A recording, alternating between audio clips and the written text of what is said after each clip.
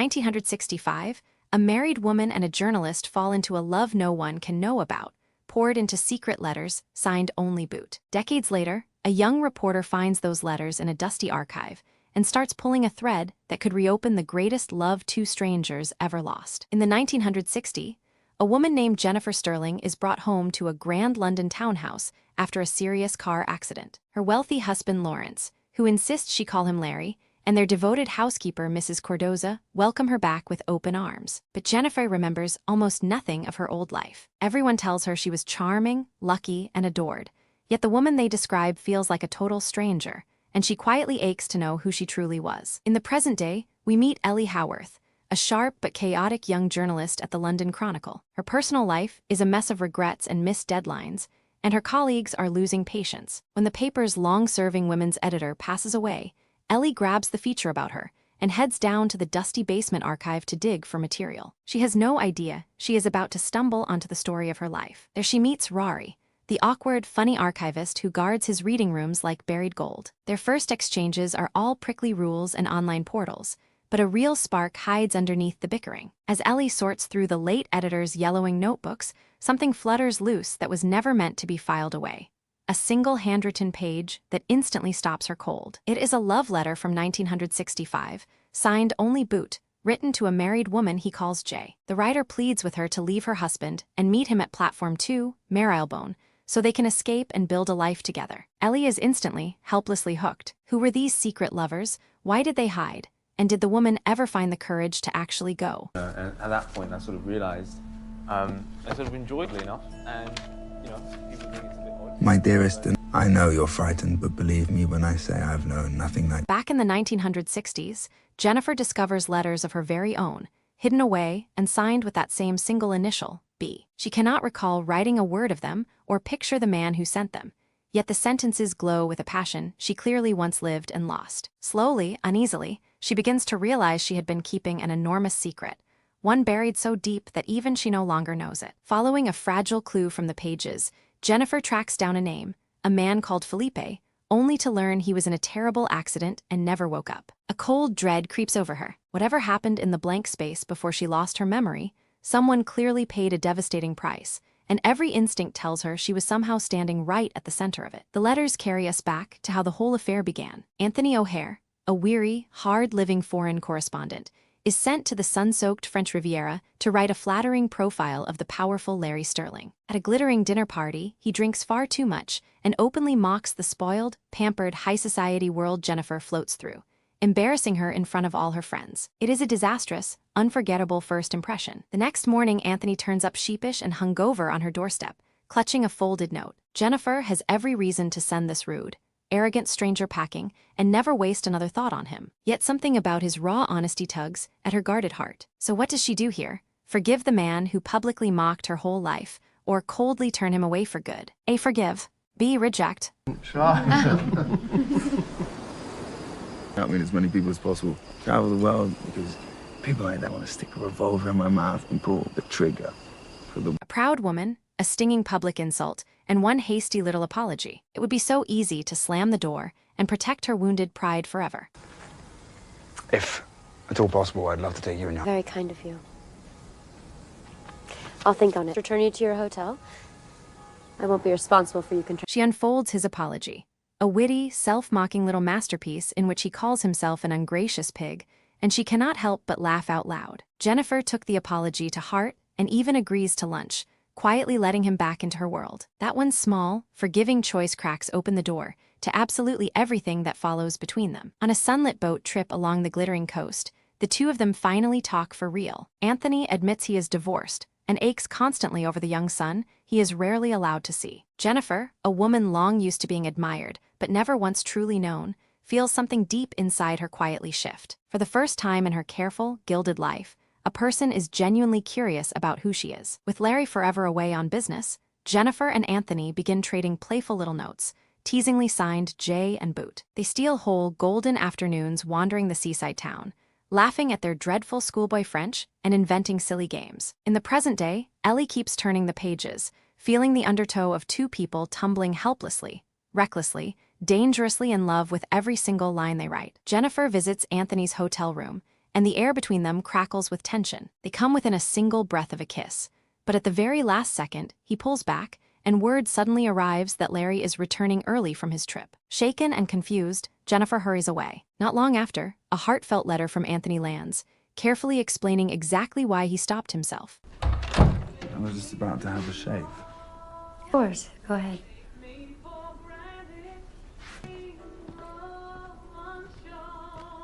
In it, he swears he was never rejecting her. He simply refused to reduce her to someone smaller, a woman forced to sneak and lie in the shadows. If they are truly going to risk everything they have, he writes, then they must choose it together as equals. He asks her to meet him at Postman's Park and decide the shape of their future as one. She comes. They dance the night away with Anthony's warm, easygoing friend Felipe, and there is simply no holding back anymore. The affair becomes gloriously real, tender and joyful and utterly consuming for them both. For one brief, glowing stretch of time, Jennifer finally tastes the wild, honest happiness that her comfortable, respectable marriage never once managed to give her. In the present, Ellie and Rory grow closer too as they chase the mystery side by side. They sneak into the uncatalogued corners of the archive, hunting for more letters, and keep finding them. Every note they uncover drags Ellie deeper, both into the aching romance of the past and into her own shy, nervous, half-admitted feelings for the sweet, odd man working right beside her. Back in the 1960s,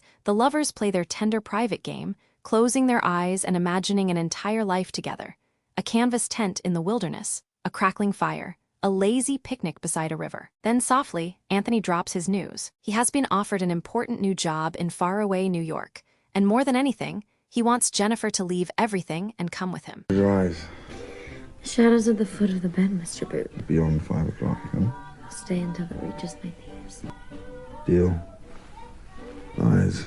He asks her to abandon it all, the money, the marriage, the safe and gilded cage she has always known, and to start over in a brand new country right by his side. Jennifer is utterly terrified. Her family would disown her, her whole world would collapse, and she has never once dared to choose herself. So which will win out here? Does she run away with him or stay in her safe life? A leaves. B stays. Everything she owns weighed against everything she feels. Love on one side, safety and status on the other, and only a single trembling heartbeat left in which to choose. Boot.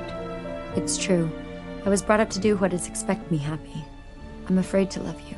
I'm afraid that much it would consume me. And I fear that once I cease to be In an aching, tearful letter, she confesses that she is simply too afraid, too frightened of being consumed by a love this enormous, too scared of one day being cast aside once she stops being new. And so, in this painful moment, Jennifer stays, choosing security over the man she loves, and Anthony is left holding a shattered heart. But Anthony refuses to surrender so easily. He decides to accept the New York job anyway, and pours his whole soul into one last, desperate letter. He will be standing on platform 2 at Marylebone, Friday at 7:15 in the evening. Come with me, darling, he begs her. Spare yourself a life only half lived, and seize something real before it slips away forever. And then, at the 11th hour, Jennifer's heart finally wins. She changes her mind and races through the city streets to reach him, with loyal Felipe driving her toward the station and toward the future she so nearly threw away. For one soaring, breathless moment, it truly seems that love, against every impossible odd, is about to triumph after all.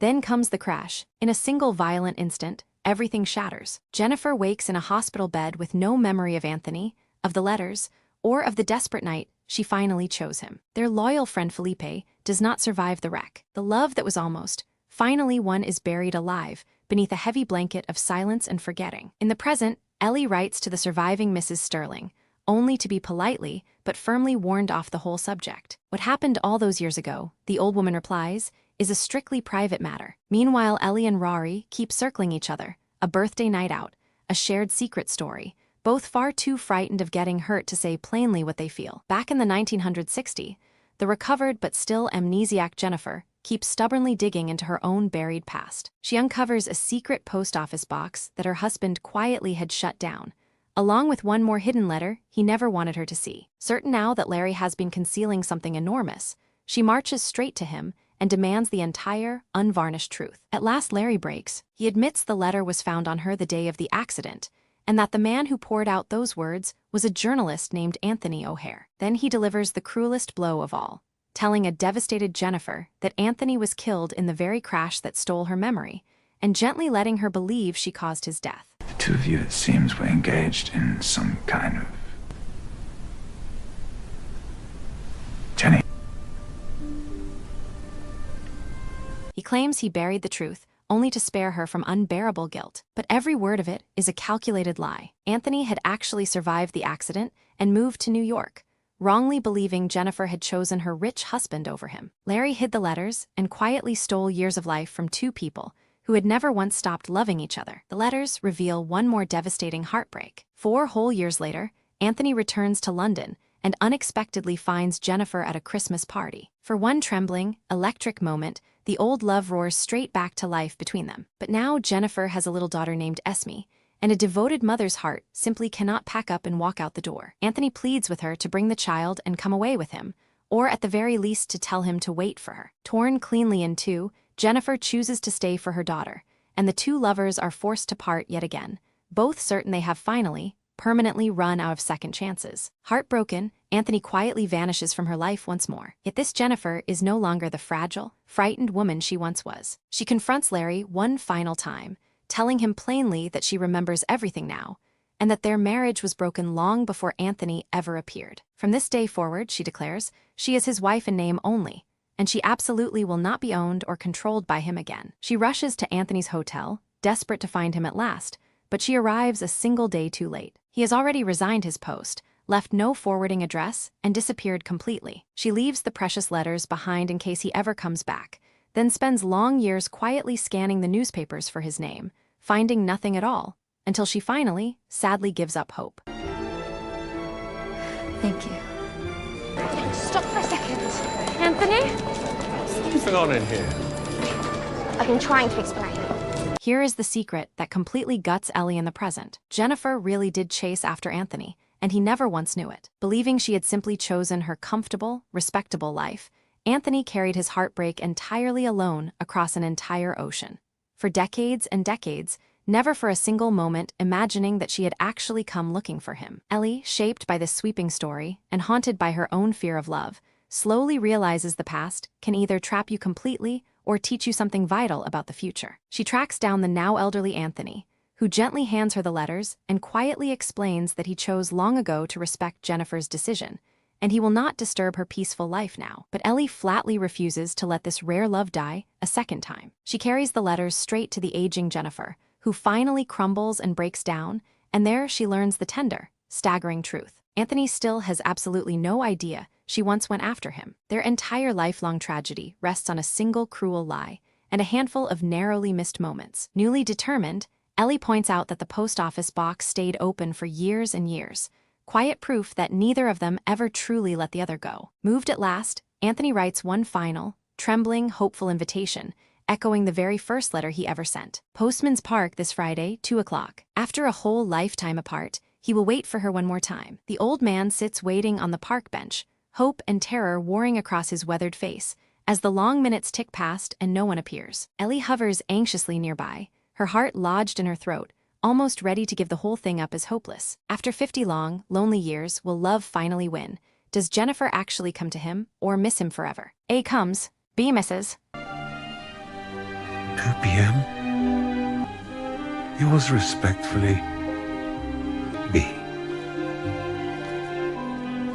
50 aching years of silence now hang on a single wooden bench. One empty gravel path, one ticking clock, one last impossible chance at the great love they somehow lost along the way.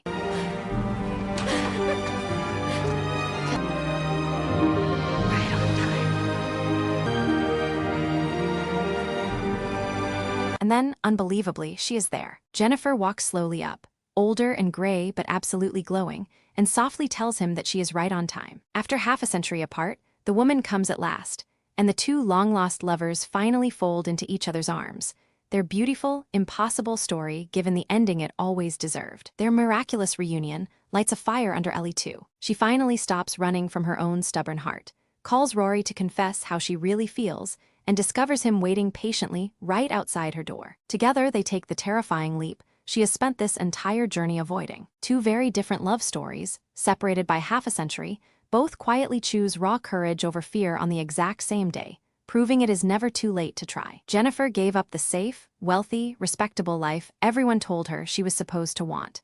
And that one choice cost her decades with the only man she ever truly loved. So tell me honestly, down in the comments, would you throw away your entire comfortable world for one true but wildly uncertain love? Or was Jennifer right the very first time to protect herself and stay? Pick a side and fight for it.